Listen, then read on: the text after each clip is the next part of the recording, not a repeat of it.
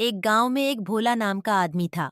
वो अपने नाम की तरह ही भोला था ना, तो उसे चालाकी करनी आती थी और ना ही वह किसी की चालाकी को समझ पाता था। हर काम को वह बड़ी ही साधारण तरीके से करता था। लोग उसकी बात का मजाक भी बनाते हैं। वह भगवान का भक्त था, परंतु बहुत गरीब भी था। जंगल की लकड़ी काटकर अपना गुजर बसर करता था और चौपाटी में अकेला ही रहता था।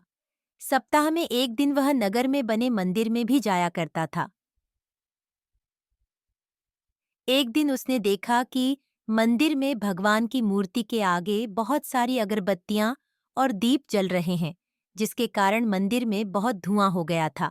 भोला बोला कि ये तो बढ़ती थी ज्यादती है। आपकी तो आंखें जल रही होंगी, सांस भी घुट रही होगी। ऐसा करो प्रभु की, आज आप मेरे घर चलो। आज लकड़िद्दी बेचकर कुछ ज्यादा धन मिल गया तो हम दोनों के खाने के लिए अनाज आराम से मिल जाएगा। उसके भोलेपन और सरल हृदय से भगवान उसके सामने साक्षात प्रकट हुए और बोले, ठीक है, तुम जाओ और भोजन बनाओ। जब बन जाए तो मुझे बुला लेना, मैं आ जाऊंगा। वह खुशी खुशी घर गया और भोजन बनाने का सारा सामान खरीदा और घर पहुंचकर भोजन की तैयारी करने लगा। भोजन बनाने के बाद वह भगवान को बुलाने मंदिर की ओर चल पड़ा। अभी वह कुछ दूर ही गया था कि उसे एक बालक मिला। वह बोला कि मुझे बहुत भूख लगी है। उसे बालक पर दया आ गई और वह उसे अपने घर ले गया और बड़े प्रेम से भोजन करवाया। वह फिर से भगवान को बुलाने मंदिर जाने लगा। जैसे ही वह मंदिर के निकट पहुंचा, तभी उसे एक बूढ़ी औरत मिल गई।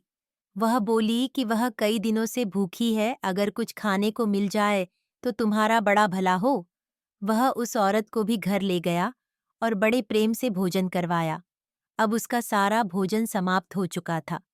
वह बंसारी के पास गया और बोला कि मुझे कुछ अनाज उधार दे दो, आज मैंने भगवान को खाने का न्योता दिया हुआ है।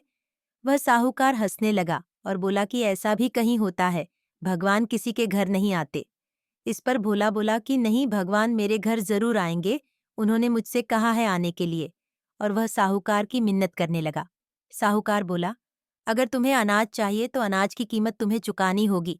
तो भोला बोला कि हाँ साहूकार जी, मैं चुका दूंगा। वह घर आया और रोटी और चावल बनाए और भगवान को बुलाने मंदिर की ओर चला गया। मंदिर के द्वार पर उसे एक आदमी मिला जो बहुत भूखा था। भोला ने उसे भी घर लाकर भोजन खिलाया और फिर वह दोबारा से मंदिर गया भगवान को बुलाने के लिए और बोला कि क्षमा करना भगवान जी, थोड़ी देर हो गई, चलो भोजन तैयार है।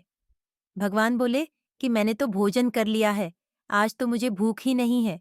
तो भोला बोला कि ये गलत बात है। प्रभु, आपने तो मुझसे वादा किया था कि आप मेरे घर भोजन करने आएंगे। उसकी जिद देखकर भगवान उसके घर भोजन करने चले गए और जब भोला ने खाना परोसा तो भगवान बोले कि अब तो मुझे बिल्कुल भूख नहीं है, तुमने मुझे 3 बार खाना खिला दिया। तो भोला बोला, प्रभु, मैंने तो आपको खाना नहीं खिलाया। तो भगवान बोले कि वह बालक, बूढ़ी औरत और वो आदमी मैं ही तो था, तुमने मुझे खाना खिलाया। यह सुनकर भोला की समझ में यह बात कहाँ आ रही थी। वह नहीं माना और भगवान बोले, ठीक है, मैं एक शर्त पर खाऊंगा, तुम्हें भी मेरे ही साथ मेरी ही थाली में भोजन करना होगा। तो वह मान गया और इस प्रकार भगवान और भक्त दोनों एक ही थाली में भोजन करने लगे। भगवान भोजन करके चले गए और उसके बाद भोला के दिन बदल गए।